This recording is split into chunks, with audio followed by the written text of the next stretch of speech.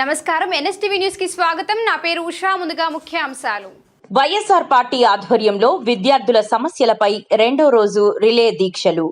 డిఎస్సిలో జరిగిన అక్రమాలపై ప్రభుత్వం సిబిఐ విచారణకు ఆదేశించి నష్టపోయిన విద్యార్థులకు న్యాయం చేయాలని వైసీపీ ఇన్ఛార్జ్ స్వామిదాస్ డిమాండ్ చేశారు.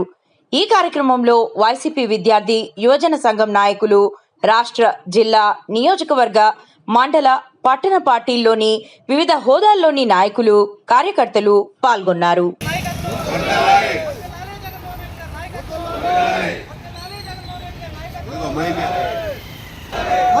జగన్మోహన్ రెడ్డి గారి నాయకత్వం, జగన్మోహన్ రెడ్డి గారి నాయకత్వం, జగన్మోహన్ రెడ్డి గారి నాయకత్వం, నల్లగట్ల సోమదాస్ గారి నాయకత్వం, నల్లగట్ల సోమదాస్ గారి నాయకత్వం, నల్లగట్ల సోమదాస్ గారి నాయకత్వం. జై జగన్. కాంగ్రెస్ పార్టీ ఆధ్వర్యంలో జగన్మోహన్ రెడ్డి గారి నాయకత్వంలో జరుగుతున్నటువంటి ఈ యొక్క రిలే నిరాహార దీక్షలు రెండో రోజుకి ఈరోజు చేరటం జరిగింది. మా తిరువూరు నియోజకవర్గంలో వివిధ గ్రామాల సర్పంచులు, పార్టీకి జిల్లా, రాష్ట్ర స్థాయిలో ప్రాతినిధ్యం వహించే నాయకులు, వేదికలటువంటి ఇక్కడ ఉన్నటువంటి దర్శన దీక్షలో పాల్గొన్నటువంటి యువజన మరియు విద్యార్థి నాయకులకు అందరికీ కూడా అభినందనలు తెలియజేసుకుంటా ఉన్నాను. ఈరోజు నిన్న చూశారు ఎంత అరాచకం అండి. పెదవాళ్ళలో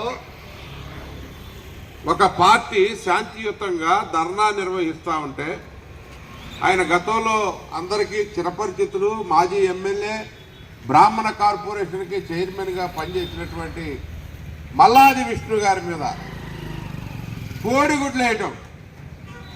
కోడిగుడ్లు అంటే మరి మనకు తెలుసు, కొద్దిగా నీచు పదార్థం కాబట్టి అది కొంచెం బ్రాహ్మణులకు కొంచెం దూరంగానే ఉంటుంది. అది కూడా ఇంగిత జ్ఞానం లేదు. అంటే వాళ్ళ యొక్క కట్టుబాట్లు, వాళ్ళ యొక్క ఆచారాలను గౌరవించేటటువంటి పరిస్థితి కూడా లేదు. ఆయన ఒక సీనియర్ నాయకుడు, జగమెరిగిన బ్రాహ్మడు. ఆయన మీద దాడి చేసి ఆ టెంట్లు మొత్తం కూడా పీకుతా ఉంటే ఎంత దుర్మార్గమైనటువంటి వ్యవస్థ నడుస్తూ ఉంది. పోలీసులు ప్రేక్షక పాత్ర వహిస్తూ ఉన్నారు. పోలీసు వ్యవస్థను నిర్వీర్యం చేశారు. ఈరోజు కూటమి ప్రభుత్వంలో ఈ యొక్క law and order situation problem వచ్చినప్పుడు వాళ్ళు కఠినంగా వాళ్ళ మీద కేసులు పెట్టి వాళ్ళని ఆయన 10 సార్లు ఫోన్ చేసి సిపికి చెప్పి అందరికీ అవేర్ చేసి, డీసీపీని, ఏసీపీని అందరూ కూడా అవేర్ చేసి ఈ విధంగా కుట్ర జరుగుతుందని చెప్పినా కానీ రక్షణ కరువైంది బెదవాడ నడిబోడ్లో. ఇప్పటివరకు బెదవాడలో ప్రశాంతంగా ఉంటుంది. ఒక 40-50 ఏళ్ళ నుంచి అసలు ఎలాంటి గొడవలు కానీ ఎలాంటివి కూడా లేదు. ప్రశాంతమైనటువంటి నగరంగా బెదవాడ వెలసిల్తున్నటువంటి సందర్భం. అక్కడ కావాలని గొడవ పెట్టుకొని చేయటం అనేది చాలా దుర్మార్గమైనటువంటి విషయం. దీన్ని తీవ్రంగా వైఎస్ఆర్ కాంగ్రెస్ పార్టీ తిరువూరు నియోజకవర్గం ఖండిస్తూ ఉంది. అదేవిధంగా పీస్ఫుల్గా మేము చేసేది ఏంటి, డెమోక్రసీలో, ప్రజాస్వామ్యంలో అపోజిషన్ పార్టీ వాళ్ళు ఏదైనా ప్రభుత్వం తప్పు చేస్తే తప్పులు ఎత్తి చూపాలి, వాళ్ళవి సరి చేసుకోవాలి. ఇదన్నీ కూడా అన్ని పట్ల అన్ని ప్రజాస్వామ్య దేశాల్లో జరిగేటటువంటి ప్రక్రియ. శాంతియుతంగా, అందుట్లో మన భారతదేశంలో గాంధేయవాదంతో, గాంధేయ సిద్ధాంతాలతోటి శాంతియుతంగా ధర్నాలు, శాంతియుతంగా నిరసనలు అన్నీ కూడా ఆమోదించాలి.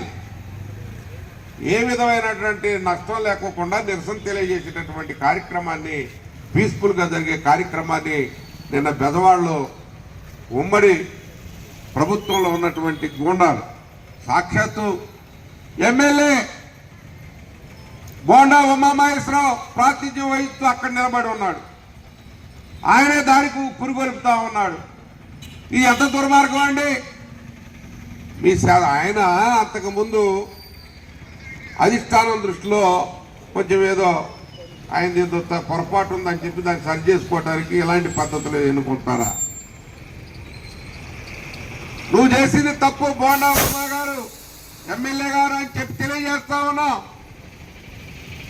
ఈ విధమైంది రాబోయే రోజుల్లో మరి మేము కూడా అదే విధంగా రేపు గ్యారంటీగా జగన్ 2.0 పాలన వస్తుంది. జగన్మోహన్ రెడ్డి గారు ముఖ్యమంత్రి అవుతారు. ఆ రోజు నీ పరిస్థితి ఏంటో ఒకసారి ఆలోచించమని చెప్తున్నాం. మేము అడిగేది ఏంటి, 3,50,000 మంది నిరుద్యోగులు పట్టాలందుకొని చదువుకొని డిఎస్సికి క్వాలిఫై అయినటువంటి అభ్యర్థులు, ఎగ్జామినేషన్స్ రాసినటువంటి వాళ్ళు 2-3 ఏళ్ళుగా ఎదురు చూసి కష్టపడి పరీక్ష రాస్తే ఆ పరీక్ష పేపర్ లీక్ చేస్తారా?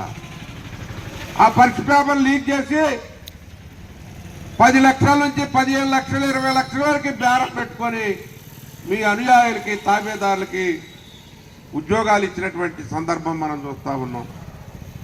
అంతేకాదు స్పోర్ట్స్ కోటా అన్నారు.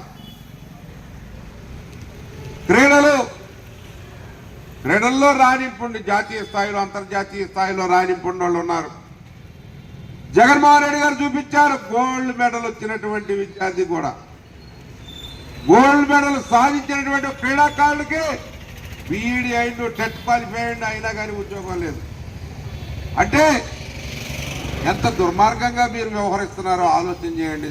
స్పోర్ట్స్ కోటాలో 421 ఉద్యోగాలు మీ అనుయాయులకు అప్పచెప్పారు. అందుకనే వీటన్నిటినీ కూడా తీవ్రంగా ఖండిస్తా ఉన్నాం. నిరుద్యోగులకి మేలు చేయమని మీరు ఇస్తానన్నా నెల 3,000 ఇస్తానన్నారు కదా. నిరుద్యోగులకి 20 లక్షల ఉద్యోగాలు ఇస్తానన్నారు కదా.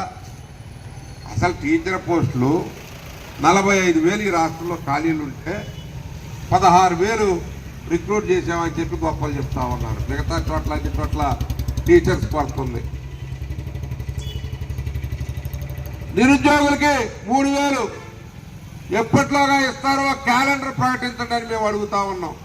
జగన్మోహన్ రెడ్డి గారు అడుగుతా ఉన్నారు. అదేవిధంగా ప్రతి మహిళకి 1,500 ఇస్తానన్నారు. అవి ఎప్పుడులోగా ఇస్తారు, ఎప్పుడు నుంచి మొదలు పెడతారు? అన్ని అబద్ధాలే. నిరుద్యోగ భృతే కాదు, ఈరోజు పిల్లలు చదువుకుంటా ఉంటే గౌరవనీయులు వైఎస్ రాజశేఖర రెడ్డి గారు ఆ రోజు ప్రవేశపెట్టినటువంటి ఫీజు రీఎంబర్స్మెంట్ని, ఏదంటే ఫీజు రీఎంబర్స్మెంట్ మీరు చెల్లిస్తున్నారా? ఆ పిల్లల్ని మేనేజ్మెంట్లు వేధిస్తూ ఉన్నారు, అవమానానికి గురి చేస్తూ ఉన్నారు, తల్లిదండ్రులు మనోవేదనకు గురి అవుతున్నారు. వీటన్నిటిని మీ దృష్టికి తీసుకొస్తున్నాం. జగన్మోహన్ రెడ్డి గారు ప్రెస్ మీట్ ద్వారా మీ దృష్టికి తీసుకొచ్చారు. 9,000 కోట్లు బకాయి ఉన్నారు యాజమాన్యాలకి. వాటిని వెంటనే చెల్లించమని మేము డిమాండ్ చేస్తూ ఈ నిరసన కార్యక్రమాలు చేస్తా ఉన్నాం. అందుకనే మీరు సమస్యల మీద ప్రతిస్పందించాలి, ఆ సమస్యల్ని పరిష్కారం చేయాలి తప్ప మీ యొక్క తాబేదారుల్ని మా జనం మీద పుచ్చుకలపడం మంచిది కాదు, మా కార్యకర్తల మీద పుచ్చుకలపడం మంచిది కాదు. మీరు రాష్ట్ర ప్రజానీకానికి ఇచ్చిన వాగ్దానాలు నెరవేర్చండి. ఆ వాగ్దానాలు జరపడం కోసం, వాగ్దానాలు నెరవేర్చమని చెప్పడం కోసమే ఈ నిరసన కార్యక్రమం చేపట్టడం జరిగిందని చెప్పి తెలియజేసుకుంటూ ఈరోజు